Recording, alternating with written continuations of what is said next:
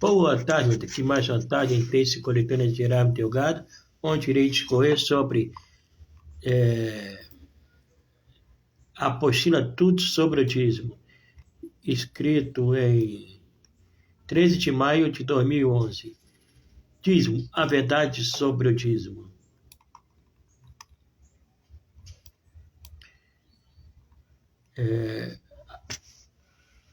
Pretendemos, pela graça de Deus, escrever 2 longos artigos mostrando a realidade do dízimo no Velho e no Novo Testamento. Na primeira, usamos a parte de material conseguida do artigo Take Trust Up to Think, seções 1 e 16, de Rich Wayne Garganta, e parte do material de trabalho de Russell e Calais. Shout Take Think. No segundo, voltaremos a usar mais material do artigo de Rich Wayne Garganta, seções 2 a 15 e 17, e do livro de Russell Kelly. Nossa única intenção ao preparar este trabalho é esclarecer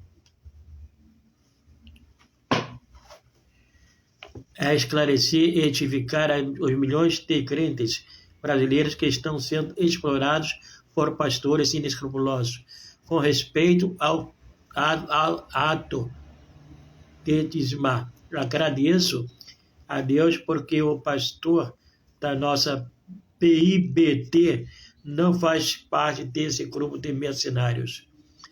Primeira parte, a verdade sobre o dízimo. Fact versus fiction. O dízimo baseado no pacto da fé abraâmica versus condenação à indução pelo medo, a qual é opressora e negativa. Richard Wayne Garganta. Uma nota pessoal do autor.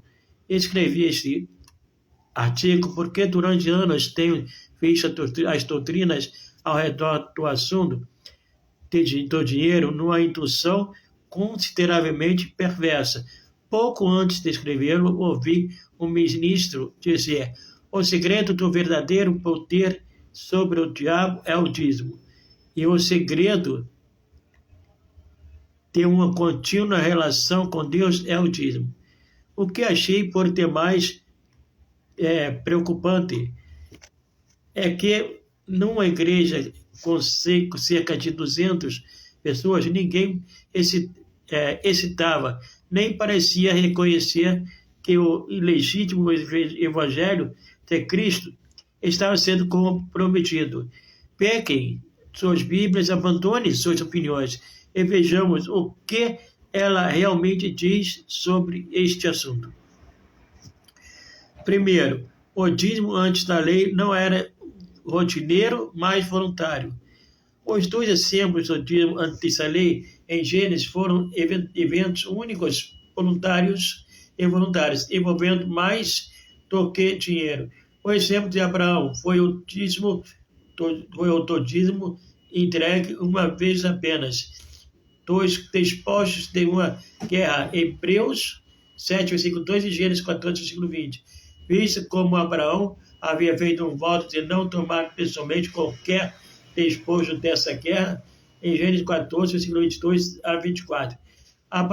Aparentemente, ele dizimou o que pertencia aos outros, ou que poderia depois lhe pertencer. Nada existe na Escritura dizendo que Abraão tenha dado o dízimo de sua renda ou riqueza, em tempo algum.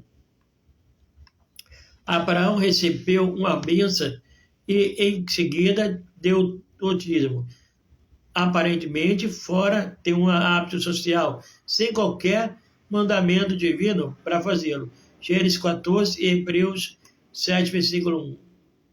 O exemplo único de Jacó de dizimar foi prometido se Deus fizesse algo por ele, e a Escritura não esclarece se Jacó de fato o cumpriu. Em Gênesis 28, versículo 22, de qualquer maneira, estes 2 exemplos esclarecem que o dízimo antes da lei não era obrigatório, mas voluntário, visto como a Escritura só registra incidentes dessa uma única vez em que o dízimo foi dado. antes da lei, fica claro que essa não era uma prática rotineira. Também tendo em vista que Jacó prometeu dizimar o que ele já possuía e lucrava. Quer dizer, possuir totalmente, não em crédito ou mercadoria, baseada em hipóteses. Entende-se que ele pretendia dizimar sobre os lucros. Isso é importante. Sobre os lucros discutiremos mais tarde. Os que procuram tomar o dízimo estritamente baseado em dinheiro, obrigatório e rotineiro, afirmando ter ele existido antes da lei. Não estão ensinando como ele realmente foi dado antes da lei. Notem ainda as seguintes escrituras, mostrando a natureza voluntária de como se ofertava antes da lei. Em Êxodo 35, versículo 5, 21, versículo 22 e 24, versículo 29.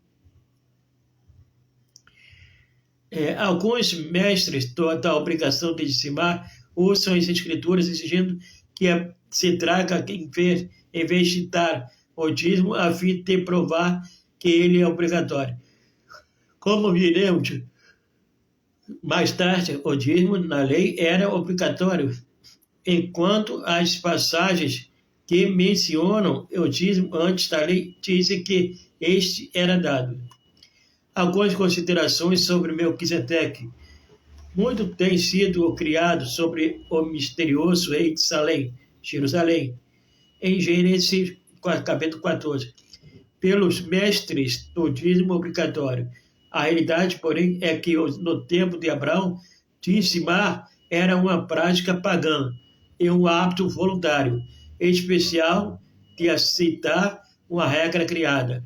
Usar o argumento de que o dízimo é hoje obrigatório porque Abraão o deu a Melquisedeque é ridículo pelas seguintes razões.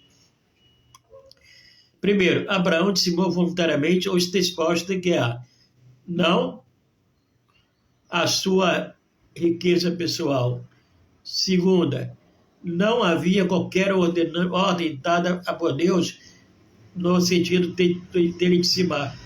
Terceira, Abraão já havia sido abençoado pela vitória que Deus lhe dera. Hebreus 7, versículo 2, Gênesis 14, versículo 20, 22 e 24. Quarta, o dízimo de Abraão foi um exemplo único. A questão do sacerdócio de Melquisedeque é puramente judaica, não é assunto gentílico, visto como os gentios nada tinham a ver com o sacerdócio levítico. Foram os judeus que tiveram problema em aceitar o Cristo como sumo sacerdote, porque ele era da tribo de Judá e não da tribo de Levi, da qual os judeus haviam sido doutrinados que os sacerdotes deveriam sair. Essa é a razão do autor de Hebreus ter discutido amplamente o assunto em sua epístola. Os judeus, obviamente, não podiam entender o sacerdócio de Cristo, e o autor de Hebreus tentou explicá-lo. Lembrem-se que os levitas pagavam o dízimo do dízimo ao sacerdote, ao autor de Hebreus. O autor de Hebreus tentou explicar aos judeus que a tribo de Levi ainda não havia nascido, estava no seio de Abraão, e que eles, de fato, pagavam o dízimo ao sacerdócio eterno de Melquisedeque, ao qual pertencia Cristo, para se reconhecer mesmo indiretamente o sacerdócio de Melquisedeque. O autor estava tentando mostrar aos judeus que o sacerdócio levítico era ineficiente e temporário, enquanto o de Melquisedeque era eterno e melhor. Os levitas, ainda não nascidos ao pagar o dízimo,